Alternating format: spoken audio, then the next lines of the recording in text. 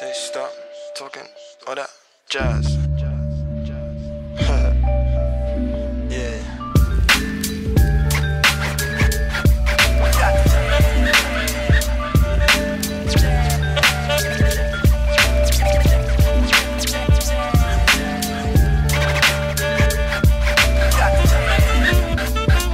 Просто режисер направи.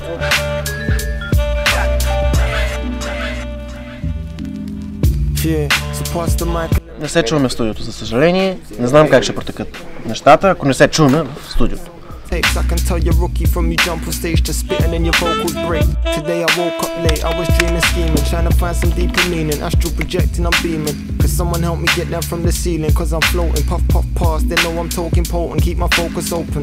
I'm in the kitchen cooking. Ти кюседница карал ли си? Surface coops you so crude. Most of these rappers ain't got no clue. I got that special recipe. Така се държим естествено в хъбността си. Един актьор никога не трябва да гледа камерата. Никога. Казвам ви го, отличен опит. Актьора никога не трябва да гледа камерата. I'm moving to guys like Kazuya and Tekken 3. Please. Stop talking like that. Stop talking. Stop talking.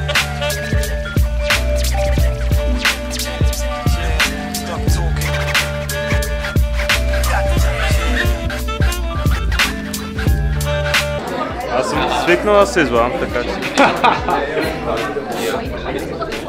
Хич не се притеснявам, който и да стане. Важното е поне да се явят. Доволен съм, че продължавам напред в шоуто, защото за мен това е шанса да си направя име за себе си и прочее. Имаш ли нещо, което си искала да кажеш, но си пропуснала да кажеш на сцената? Мисля, че не. Реално можеш да кажеш много неща, но даже аз смятах, че много се разлях и се опитвам малко да го сбия.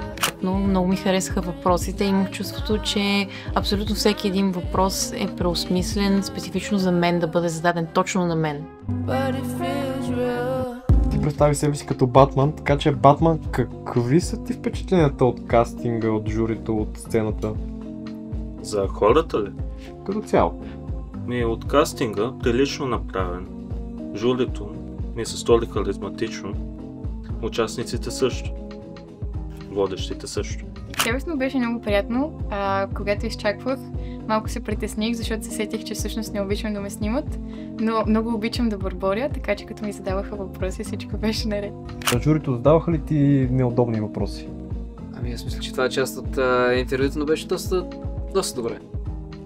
Много е професионално, аз наистина не очаквах. Сцената и светлините, камерите, всичко беше много готино и като цяло готини са хората, мисля, че ще е забавно. Не съм се притеснявал, защото реално знам кой съм и знам какво мога, но имаше някакво да не ме хванат на къспа с някоя книга, която въобще не съм чувал. Имаше доста интересни участници, наистина интересни персонажи и самото реалити ще бъде цветно, много цветно. Вече си имам и любимци, бих казал. Така да, ще бъде интересно предизвикателство за всички. Защо задаваш неудобни въпроси? Защо задавам неудобни въпроси? Защо притесняваш ти участниците? Ами защото така се бяхме разбрали с журито. Един от нас да бъде лошото чангей и аз като режисьор исках да си подбера хората и да видя какво да очаквам и какъв материал ще получа реално. Защото за да е едно реалити трябва да има интересни персонажи. Трябва да имаш интересни хора, най-различни характери трябва да имаш и исках да им видя как биха реагирали по един или по друг начин, какво обичат да правят, как биха реагирали, защото това е една отборна игра и смятам, че трябва да им видя как биха реагирали. Ако искате да вдигате очи от книгата си, то ви е позволено само и единствено ако гледате Bulk Hunt, Открий тайните. До нови срещи! срещи!